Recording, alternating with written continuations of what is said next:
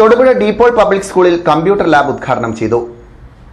കടാശ്വാസ commission അംഗം professor എം.ജെ. Jacob computer lab ഉദ്ഘാടനം ചെയ്തു.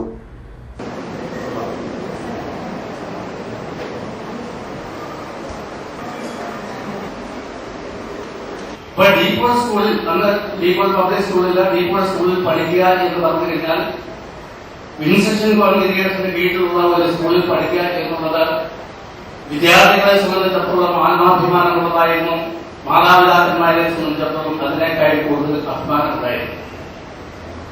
ഞങ്ങള് ഈ സ്കൂളിൽ വരാനുള്ള അല്ലെങ്കിൽ അപൂർവമായിട്ട് വരുന്നത് വിമൽ കോളേജിൽ വിദ്യാർത്ഥി പ്രവർത്തന രംഗത്ത് നിൽക്കുമ്പോൾ അപൂർവമായിട്ട് ഒരു വർഷത്തിൽ ഒരു പ്രാവശ്യമോ 2 വർഷം കൂടുമ്പോൾ ഒരു പ്രാവശ്യമോ സമരത്തിനാണ്. സമരത്തിനാണെങ്കിൽ പോലും ഞങ്ങളെ താഴെ കാണുമ്പോഴത്തേക്കും അച്ഛനും ബാക്കിയുള്ളവരും കൂടി വരും.